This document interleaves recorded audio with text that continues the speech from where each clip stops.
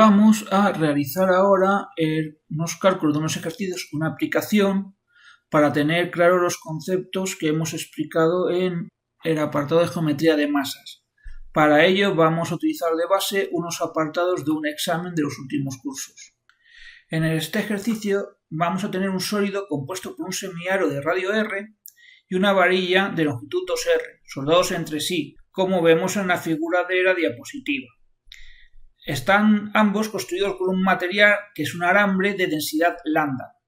Se nos pide la masa del sólido en función de lambda y R, en función de la densidad y las longitudes, la distancia D que separa el centro de masas del punto O2 en la figura y el momento de inercia del sólido respecto al giro que pasa por O2.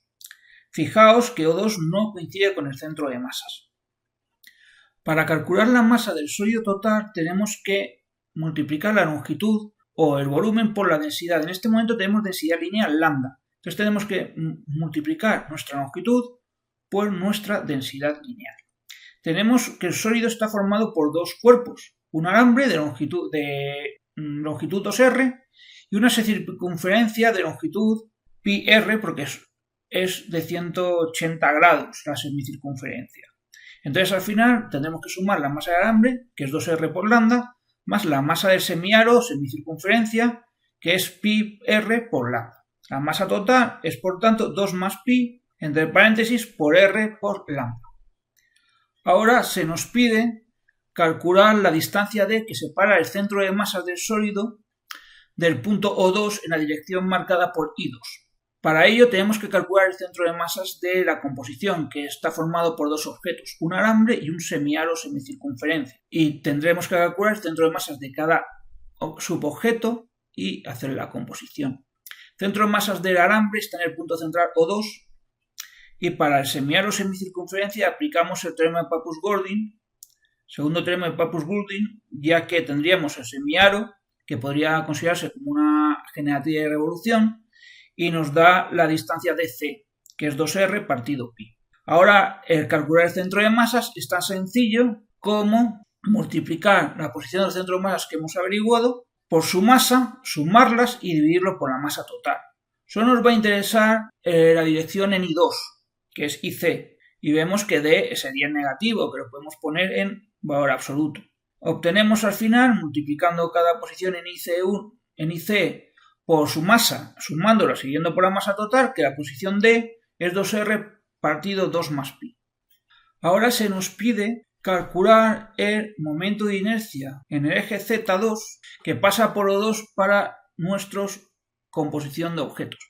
Si cogiéramos el cuerpo total, tendríamos que calcular respecto al centro de masas y pasarlo a nuestro punto O2. Pero si nos fijamos que cada semicuerpo, el alambre y el semicircunferencia o semiaro, tiene su centro de masas en el punto 2, al final solo tenemos que calcular los momentos de inercia de dichas figuras y sumarlas. Para el alambre es una varilla, su momento de inercia respecto al eje que pasa por su centro es un 12avo de m1 por l cuadrado, la masa ya hemos calculado y vamos a tener 2/3 de lambda por r.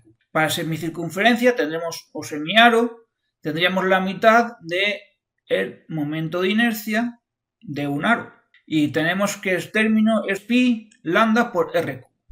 Sumamos los dos momentos de inercia, ya que están en el mismo punto, no tendríamos que trasladar ninguno, aplicando el teorema de Steiner, y el momento de inercia total va a ser la suma de los momentos de inercia de tanto la varilla como el semiaro. Y el resultado es 2 más 3pi, todo dividido 3 por lambda por r cubo. Ahora planteémonos cómo calcular el momento de inercia en dirección Z del sólido respecto al eje GZ2 de S2 que pasa por G. Para ello tendríamos que aplicar el teorema de Steiner. Hemos calculado todo respecto a O2. Resulta que G es el centro de masas. Así que habitualmente cuando aplicamos el teorema de Steiner partimos desde nuestro centro de masas y sumamos la masa total por la distancia al cuadrado. En este caso tenemos el momento de inercia calculado en O2 y lo tenemos que mover hacia nuestro centro de masas, con lo que deberíamos coger el momento de inercia ya calculado y, aplicando Steiner, restarle la masa total de nuestros objetos por la distancia al cuadrado que hay de diferencia entre nuestro punto original y nuestro punto actual de cálculo, ya que nos movemos hacia nuestro centro de masas.